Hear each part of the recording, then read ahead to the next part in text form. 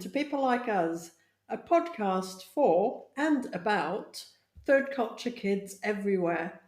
I'm Jen Mohindra. I'm also a TCK, and I have a Facebook group for TCK adults called, unsurprisingly, People Like Us. So hello, and today I'm super excited to have Jiwon Lee with me on today's episode. Jiwon just has published a new book. Welcome, Jiwon. Lovely to meet you. Hi! Honored to be here. So before we get into details about the book, the sort of standard question that I like to ask all my guests as a sort of introductory topic is, so where did you grow up? Yes, the classic TCK question. For me, maybe it's not as complicated as more people have explained. I was born in Korea, and I was raised there till I was 7 or 8, 8-ish, and then I moved to Kuala Lumpur, Malaysia, and I've attended international schools there for I think 2.5 years, 3 years, something like that. And then I moved to a small coastal city in China called Qingdao. And I have gone to school there for, I think, 3 to 4 years, something. Yeah, I can never remember my years correctly. Sure. So I was in China for a while. And then I moved back to Korea for middle school and a year of high school. And then I moved back to Qingdao for high school again. I graduated high school there. And then I was going to college in Los Angeles in the States until the corona happened. And now I'm in a whole new city in Korea. I've never been here before, but my family just moved here. So now I'm currently based in a small, again, coastal city. I always end up by the coast in Korea. It's called Pohang. And I've been living here for a month now. Wow, a whole month. Yep. in these interesting times that we're in just now. Oh, yeah. That's quite a bit of moving around still. Oh, yeah. How are you finding it? I mean, there's sort of weird corona times at the moment anyway, but what's it like being back in Korea? For me, the corona started a lot earlier than for a lot of people because I was going to school in the States. But back then, nobody in America really cared about the coronavirus.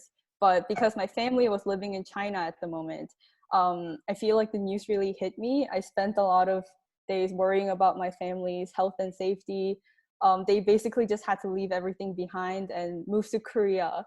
But ironically, that's when things started to get bad in Korea. So they had to move back to China to avoid that. And all the while I thought, okay, maybe this is just going to stay in China. Maybe this is like a China thing. As long as my family's safe, it should be fine. And then it got really bad in America. So now I'm here. Yeah, it's really strange how things turn out. But it's been a lot of moving around for both me and my family members. Yeah, so it sounds like kind of on the run from corona. Oh yeah, we're constantly on the run. So you had a few moves growing up, from Korea to Malaysia to China, and a bit of backwards and forwards, and then onto LA. Which out of those would you say was the most challenging move for you? I think a lot of people would relate when I say the repatriation process was probably the hardest, living abroad. I feel like when you're abroad, you really hold on to that one national identity. When I was in China or Malaysia, whenever I felt like an outsider, I felt different from everybody, I'd be like, oh, it's because I'm Korean. Like I have my strong cultural Korean identity. But the strange thing is when you actually move back to Korea, like when I moved back to where I thought I belonged, that's when you also realize that you're different from everybody else in Korea as well. And I feel like that shock was pretty big for me. I thought I'd get along here. I speak fluent Korean. I knew Korean culture, but yet when I actually did move back to Korea, and especially because it was a middle school, I feel like everybody goes through a hard time in middle school, and it was just extra hard for me since I haven't lived in Korea for over 5 years. So that was probably the most difficult time. I also talk about it in my book. My mom really helped me through it a lot because her kind of motto for our life in Korea was that we're just traveling in Korea. Because I would just constantly be complaining about settling here because I hated it there when I was in middle school. And she was like, oh, we're not settling here, we're not living here, we're just on a 2-year-long trip, and we'll just be like foreigners, we'll be the expat community of our own in Korea. So I think that's what really helped me get through it, because we traveled a lot. I think we enjoyed it a lot more than typical Koreans live life in Korea. So yeah, that would be my most difficult travel. What sort of age was that? I was 13, 14. That seems to be the classic hard move age. Oh yeah. It's a difficult time, and then we have the moves on top, and I think, as you say, particularly back to your passport country. Right. So, as well as your mum sort of helping you with the idea of that you were traveling and not sort of permanently based back in Korea, what techniques did you have to try and fit in?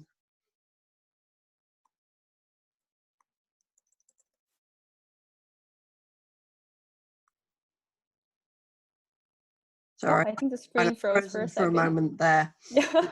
Can you repeat the question? Sorry. Of course, yeah. So I was just saying that as well as your mum helping you with the idea of being expats in your passport country, what other techniques did you use or did you adapt to try and fit in back at home? I don't know if I was smart enough to have any techniques when I was 13. I was just probably a very angry, moody teenager all the time. I don't think I got through it because of what I did. It was mostly because of the people around me. My mom sent me to a private school because she knew that I wouldn't get along with typical Korean kids in a public school. So I think it was a lot easier for me to meet people who were also expats and who also lived abroad. So a lot of my friends were also kids who lived abroad when they were younger. So I think that's definitely helped me through it. I think I also maybe just a little bit enjoyed being like the weird outsider kid, because that made me like different from everybody else. Like when I go to the karaoke, people would all sing like this one song they know, and I'd be that one cool kid who sings like an English pop song. They'd be like, oh my gosh, Jiwon's singing in English, she's so cool.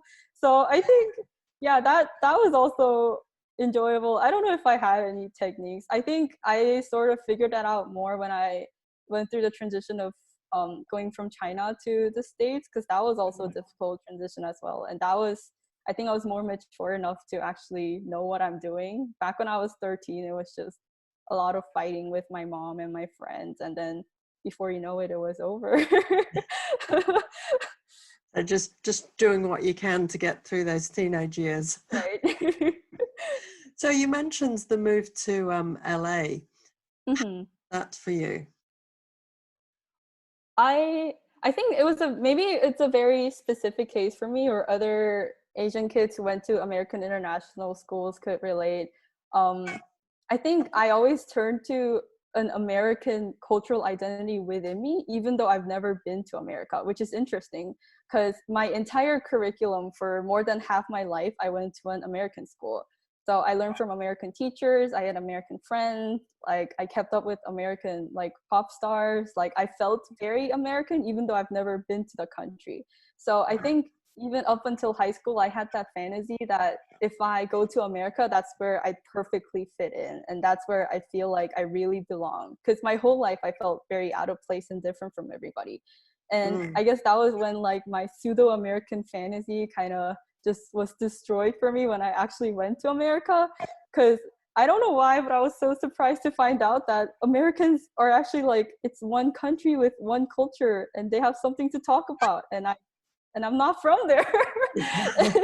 And it just never hit me before when I went to an American school. I thought I spoke American English, like I know American things. And yet when I actually went to America, I had no idea what people were talking about. So I think that was very difficult for me. It was also the first time when I didn't have a lot of fellow expats around me. Most of the kids in my college, especially because I was in the honors dorm, and I think there's a lot more domestic students there. So they were just from around the area. So it was very difficult for me to learn to talk to monocultural kids because for me, it was normal to have a lot of places that I've lived in before. But these kids who grew up in the same area their whole lives, they just had one thing to talk about together. They had this one culture that I could not fit into. So I think for the first time, I really felt like a foreigner and an outsider. And also I was all by myself for the first time without my family. So I think that also was more difficult. So where, this is the classic TCK question. So where like home for you now? I think it's a lot easier for me to say it now because I've reunited with my family. I would say the city I'm living in right now in Korea is my home. But I could not give a clear answer back when I was in America because I was starting to feel like LA is my home, but I also missed my family and my home in China a lot as well. So right now it would be Korea, but who knows? It might probably change later. And we can have more than one home, right? Oh, yes, definitely. So, Jiwon, I'm interested. Tell me about your book. My book. I still feel very insecure about talking about my book because it's not like a very professional, like academically acclaimed book. Half of it is a lot of like my diary pages and what I've thought about over the past years. And the other half of it is research and interviews from other TCKs as well. So I call it a nonfiction / memoir about being a teenage third culture kid. So I've coined the term third culture teen, and my book is called The Third Culture Teen, In Between Cultures, In Between Life Stages. It's about a very specific time and community of teenage TCKs, because I feel like that has not been talked about before. So was that, what was the inspiration that got you started on writing your book? I guess it was, I've talked about it already, but probably my transition to America, because that's when I really started searching for my third culture kid roots for the first time. I feel like back in high school, I went to an international school, so everybody knew about the term, and but I don't think we ever talked about it because it was very obvious. We never felt the need to label ourselves a third culture kid. But when I went and I was surrounded by monocultural kids in America, that's when I felt like I really had to identify and label myself for the first time, because I felt so lost and different from everybody else, and yet I had no idea what to call myself. So I think that's freshman year, I had a really hard time adjusting to college, and sophomore year, that's when I started to trace back my inner conflicts and I guess my internal baggages that I've never really resolved through freshman year. And that's what inspired me to write The Third Culture Teen. And you mentioned it was sort of part research, part memoirs. What was involved with the research side of things? It was mostly a lot of interviews because I wanted to kind of thread together various different kinds of TCKs, because I know that a lot of TCKs had different experiences and different thoughts from me as well. So a lot of it was interviews. I was very lucky to get to talk to a lot of really cool, amazing TCKs. So that was fun. A lot of the other stuff was just reading a lot of books and reading researches. I think my last chapter, especially about TCK artists and TCK literature, was a lot of research and a lot of new information I never knew before as well. So yeah, it's a lot of different things threaded together. Sounds like it was a fun learning process for you, and oh yeah, also a valuable resource for TCK teens out there. So what would be your advice for TCK teens who are struggling? I think I just want them to know that they're not alone in their struggle. That was my biggest purpose and thought behind why I published The Third Culture Teen. Because I felt like as a teenager, you just generally always feel misunderstood by fellow teens and adults. But as a TCK, you always feel misunderstood because you're always so different from everybody around you. So when it's mixed together, it's just a lot of feeling misunderstood, misidentified, unrecognized. And that was kind of like the negative feelings I was carrying inside myself in my teen years as well. So I would say my biggest advice is to seek other TCKs, because there's so many wonderful TCKs out there. it's amazing how we're all so different from each other, yet we're so connected just by the fact that we're a TCK. And I have never known that there was such a big TCK community out there until I started writing the book. So if you feel alone and if you feel like you're going through this all on your own, then please reach out to other TCKs around you online and just have a conversation with them. And then you know that you're not strange, you're not weird. This is all part of a normal process. And everybody just wants to be there for you. So that's what I'd like to say. I can reiterate, I mean, my experience too of finding the TCK community has just been wonderful to know, as you say, to know that you're not alone. And yes, you might be a bit weird in a good way, of course, but you're not the only one. And I think that would be hugely helpful during the teenage years. So what's next for you, do you think? I think I'll just have to see where this book goes at first. Again, I feel very insecure about the book because I feel like I earned so much from the book. So I feel I feel like very self-obsessed by saying, oh, this is going to be so much help and so many people are going to enjoy reading this, just because the writing process on its own was so much help to me. I feel like it was kind of like therapy. It was like a self-therapeutic process. But I enjoyed writing it. I hope other people enjoy reading it as much as I enjoyed writing it. I would definitely love to write more about being a TCK because I realized that, especially when I posted about the book on Facebook, so many people were hungry for more content and more stories from TCKs. If I get the opportunity, I would love to write more about being a TCK. I'm also, I'm a film major in college and I'm an aspiring filmmaker. I'd also love to make more content in the media industry about being a TCK as well. So yeah, I guess we'll see how that goes. Cool, we'll watch this space. So when you were growing up, Jiwon, did you have siblings with you or were you on your own? I have a younger sister. And have you spoken with her about what her experiences of the TCK lifestyle, how that's impacted her? I've always just felt like she adapted to her environment a lot more quickly. I also feel like I also constantly feel very bad for her because I got to finish a lot of my schooling. Like I started middle school and finished middle school in Korea. So I feel like I had a lot more tight knots in my life than she did because she's 2 years younger than me and she never got to finish a school properly. So I don't know. I guess I've never asked her feelings about that, but whenever she gets mad, she likes to blame me for never having finished school in Korea. Because a lot of my second move to China was motivated by the fact that I really didn't want to start high school in Korea. So she always blames me for not having finished school in middle school in Korea because she really enjoyed her middle school year. So I don't know. It's so interesting. I think people with siblings that have had the TCK lifestyle, I find it fascinating how siblings within the same family can have such a different experience of the similar sort of travels.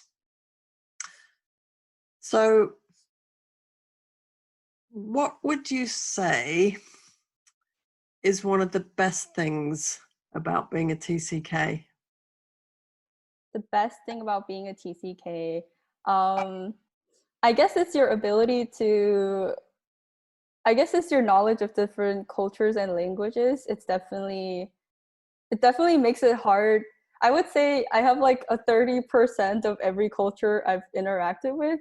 So if I talk to someone from Korea, I can have like a small talk in the beginning, like that 30% portion of things that we can both relate to. But if you go beyond that, I don't have anything else to talk about. So it's kind of like a curse and a blessing. If I meet people from China, if I meet people from the States, I always have that 30% to start a conversation with. But people expect me to have that other 70%, but I don't. But it's definitely helpful when you're networking with different people from different cultures. And I think it's also made me more accepting of various communities and various people. And in a time where countries and people are so divided right now, I think that's really necessary in the world. On one of the interviews from my book, used the term we're like the prototype of the human race, because the world is becoming smaller and smaller, and we're the ones who are like the connecting bridge between these increasingly growing smaller world. So yeah, I'm proud to be a TCK, and it's helped me throughout a lot of random moments in my life. So, and I got to try different food as well. I would have never done that if I wasn't a TCK. Foods. Well, tell me, Yes. what are your favorite foods? My favorite food is probably Chinese dumplings, xiaolongbao. I've never had good Chinese food since I came here, so I miss Chinese food so much. I definitely love Korean food, being Korean. For some reason, I always like Japanese food. We've traveled to Japan quite a lot of times as well. Um, oh yeah, and Malaysian, like nasi lemak and the stewed meat. Those are so good as well. I I can basically eat anything from anywhere. Are there lots of good Asian food in the UK as well? In the UK, food has improved, I think, dramatically time that I've been here. I lived in Australia for a long time before coming to the UK, and Australia is spoilt for the Asian influence in their cuisine. And when I first came to the UK, which was just over 15 years ago, I will admit to being a little bit disappointed, but that has improved now. But yeah, it's great having lived in different places. Food sort of take you back and remind you of different places that you've lived. So what's next for you with your filmmaking? What are your ambitions there? I feel like I'm always looking to help more people feel represented on screen, whether it be stories of women or stories of Asian women in particular, which I feel like haven't been told enough, especially in America or like the Western sphere of the world. So that is the kind of story I want to tell. Now that I feel more proud and solidified about my third culture kid identity, I would love to make more films about being a TCK as well. I know The Road Home is a very popular third culture kid story on film. And now that there's kind of an established TCK literature in the literature field, I would love to have more TCK stories in filmmaking as well. So that would be where I'm headed. I'm always writing stories and filming random things. So stay tuned. Again, watch this space. So I'm going to ask you the sort of classic hard question for TCKs, and I'm interested to know how you respond when somebody asks you where you're from. My author bio on Amazon literally says half of the time, like Jiwon spends half of the time wondering how to explain how she's from China but not Chinese. That was back when my home was still in China. Yeah, that's a very difficult question.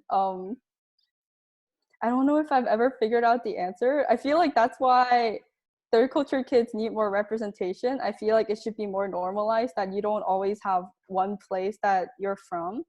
And there definitely needs to be a new language for explaining your cultural background and your home.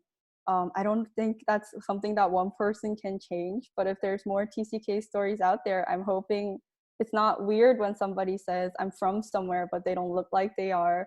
Yeah, I don't know if I have like one solution for that, but hopefully if more stories are told, then it would be more normal for TCKs to explain themselves. Yeah, absolutely. It's difficult, isn't it? Because we don't just have one single response, and many TCKs have like a catalogue of pre-prepared responses. Depending on the situation, we can sort of pluck one out of the hat. Yeah. I used to try to just say I'm Korean, but I think that's how I spent like my first few weeks in America when I was in college. And I always felt like I was lying to myself and I wasn't being true to who I really am. So after that, I started saying that I'm from China, but then people were like, oh, but you don't look Chinese, like you don't speak Chinese. So how are you from China? So after that, I was just like, I don't care if I have to stand here for 5 minutes and try to explain every place I've been to, but I'm gonna make you listen to it. So I just force people to listen to my 5 minute long introduction of where I'm from. Half the time it's either, half of the people are like, oh, that's cool, you're from like so many different places, and half the time they just get really weirded out. So take your chance on what's gonna happen. But what's the feeling that runs through you when you get that sort of response, when you don't have just a standard response and you get the strange looks perhaps? What does that feel like for you?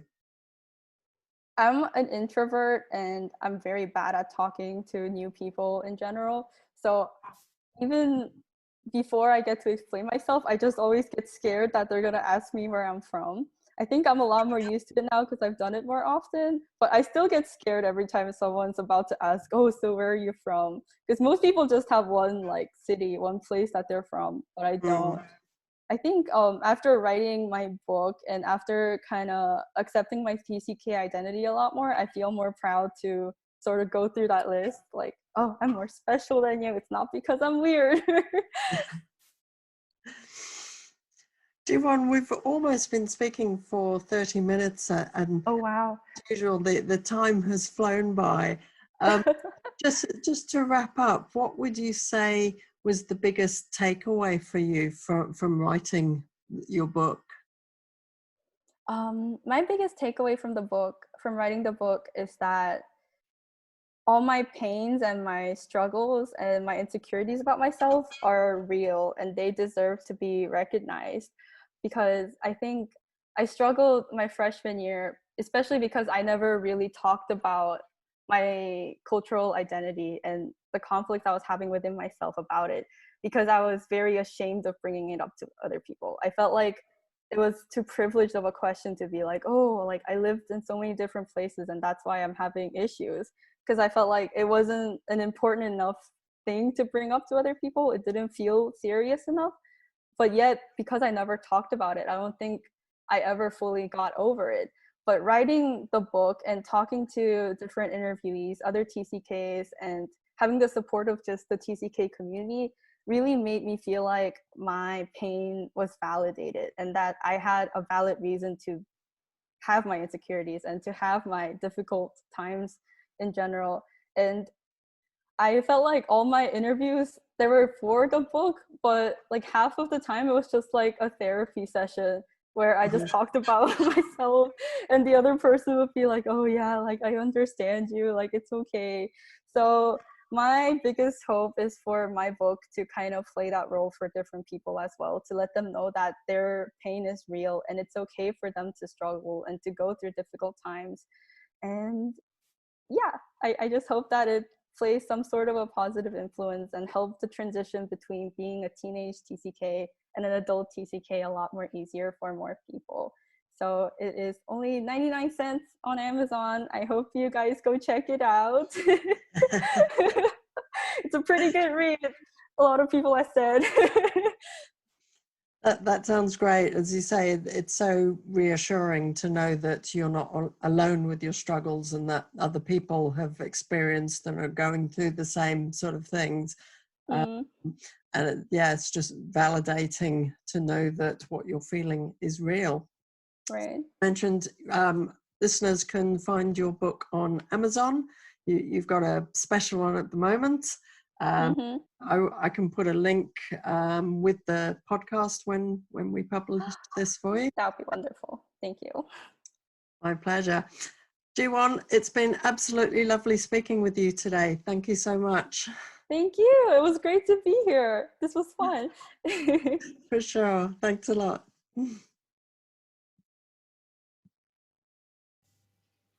Thanks for listening to People Like Us.